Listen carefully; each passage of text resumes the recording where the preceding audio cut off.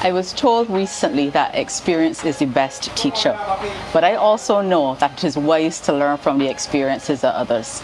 You guys are going to get an eyeful and an earful today. We are on what I like to call Operation Seal Up the House. It is all hands on deck. There's a lot of material here. You're also going to see a lot of men at work. And I'm going to be speaking with the foreman about what is going on site. So if you're contemplating a renovation, whether it is big or small, there are a lot of nuggets in this show. So buckle up and get ready. I'm Kelly Johnley, and this is Bajan Renovation.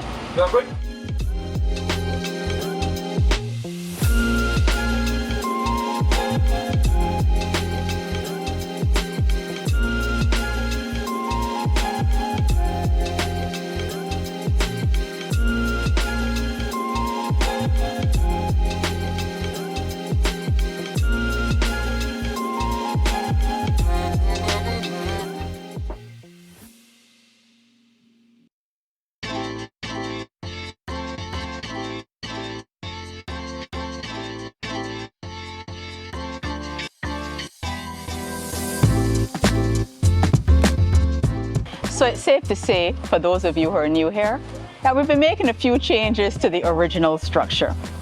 Now, if you've been here for a while, y'all may know that I've gotten a little, in the words of the bank, exuberant with the demolition. Removing maybe a wall or two that we had not discussed at the beginning of the project. Now, granted that the bank and I are living good now, it did put me in a position where I have to bring the house up to a point where my final disbursement will close off and finish the property. I think finish the property is probably what those funds will do. Anyways, what's happening here today? We are pouring the ring beam. You would have joined us in a previous episode when we were at Barbados Steelworks collecting the roofing material. So we have what we need, and we have already started to do the boxing, or should I say the boxing is complete right now and the men are pouring it. Why are they physically pouring it? Why is this happening today? How come it took so long? Well, thankfully, the foreman gave me some insight. I had the information, but I asked him to share because sometimes when projects have delays or where things don't go as you anticipate, it usually is just a lack of communication, a lack of knowledge. So he's sharing some insights into what is going on at the house now and what you can expect going forward. Brian, what's happening on the site today? Well, they're actually pouring the ring beam today, but as you can see, yes, everything has to be manually done. Listen, I have full respect for the team that's working on this. This is hard work. Why are they pouring by hand? Because most of the time we will use what you call either a line pump or a boom pump. But through the mere fact is where the house is located. Yes, the road is very narrow. The road is very, very narrow. To set up a pump, 4 houses down, a line pump, because you're not using a boom pump. Right. There's no way we can set the boom pump. Right, just the location of the house. Just the location of the house is the reason that we really had to be doing it by hand, and the availability of the concrete, because right now in Barbados, getting concrete is a task. Yes. And not only that, as you can see, the size truck that I'm using today. Yes, you got a small one. I was surprised. It's very small. It will usually be a 3-meter truck. There's a 3-meter truck that we're using. Okay. It can be a little longer process. Got you. If we had the pump, I could say in a matter of 2 to 3 hours, we could have got it wrapped up.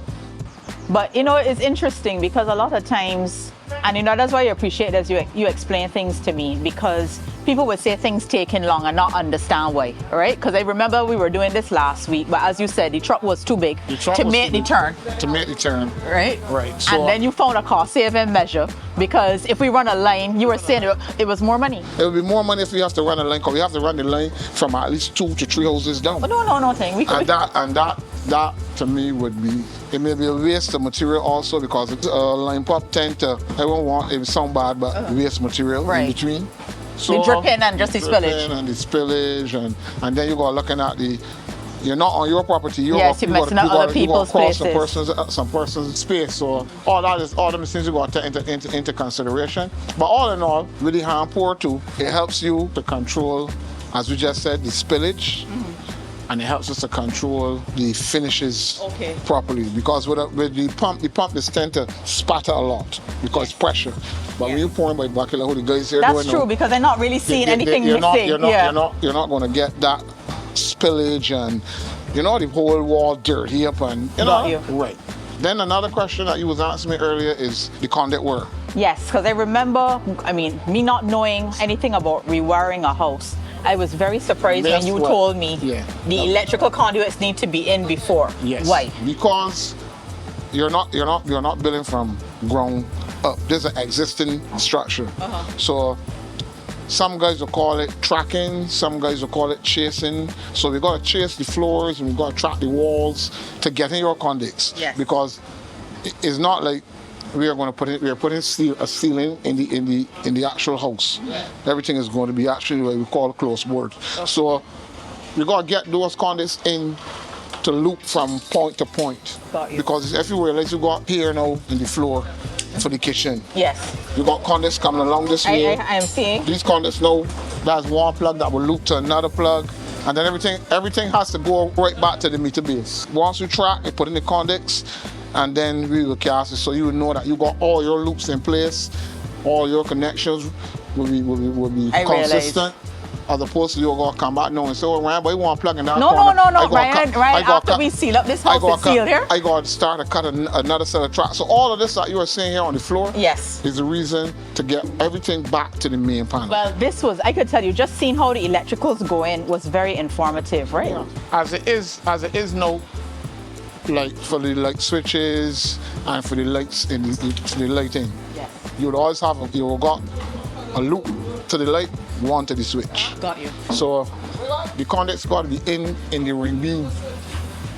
So I that when we pour, understand. If we Okay. don't put them in there, Kelly, I got to come and saddle everything on the outside. on the inside of your roof. So you look at there, you can see conduit or trunking running all around the roof. Oh, and no, then you no. can walk over. Right, there's It looks untidy. what's all thing that you give me here.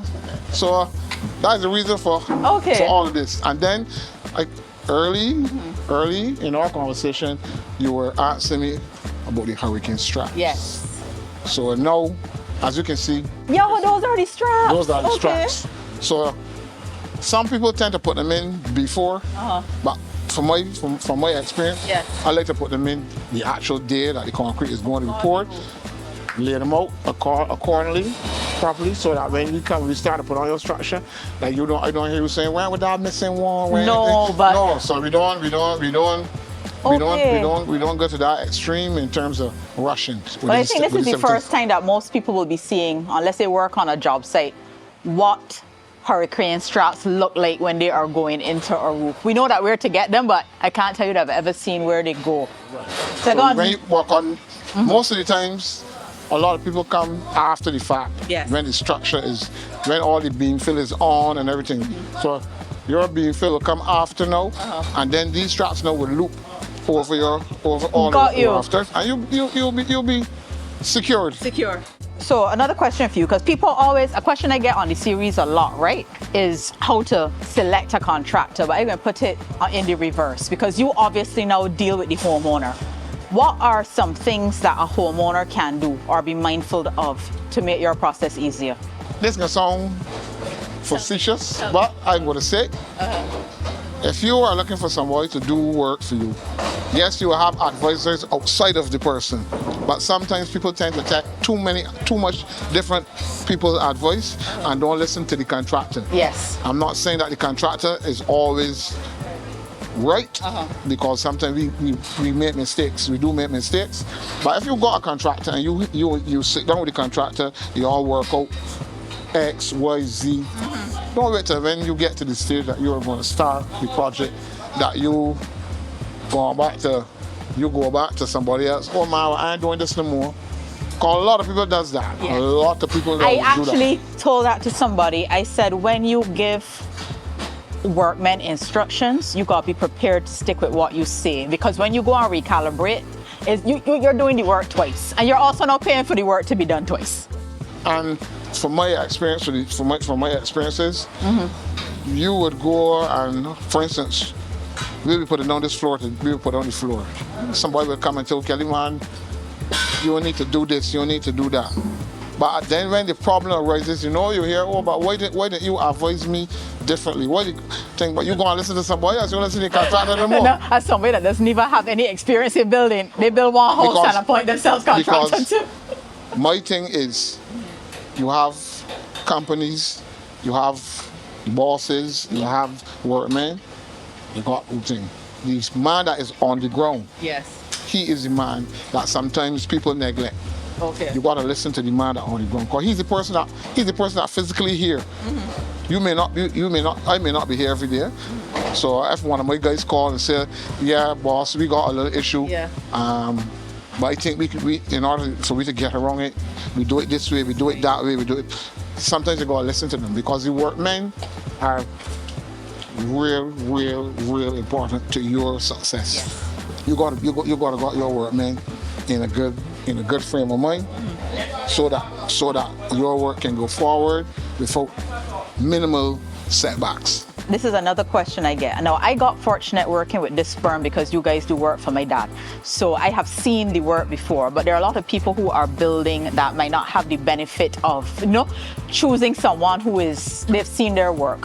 When somebody is looking for someone to build for them, let's say you are doing a major reno. I don't mean somebody coming to do a kitchen only. What are some things that a prospective homeowner should take into account or ask about when they're looking for a contractor? Well, to be honest, Kelly, you got to do a little research.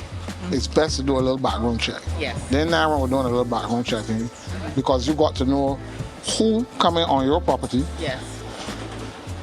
what the type of person or persons there interact with. Yes. Because they got some people that are just going to check up anybody to work with. It's funny you say that, right? Because I told somebody, people always say, the contractor this, the contractor that. A contractor is one person. They are one person on the job. You need to pay attention to who this contractor works with. Correct. Because if anybody could call themselves a contractor. I could go on a site now and tell somebody that I'm a project manager. But the truth is, do you have a crew? Do you have a crew that you work with all the time? What can your crew do, and what equipment do you have access to? Correct. Because all of those things, right, is what keeps the job going. Keep the job going. And as I would say all the time, you have to have you and your staff has to have understanding of what you're looking to achieve. Because they got some guys that will just come to work because they know they're gonna come to work. Yeah. Then you got another set of guys that can come to work and just do what they're gonna do because there's no I in team. There's an E and V though. Always remember that. There's an E and V, but no I in team. There's no I in team. I got you. So if one man decide that he can, like this the fellas working here, you got two here, two there, two. Everybody know what they're doing though. I could say everybody in place and they know what they're doing. Correct. And I said these people clearly work together.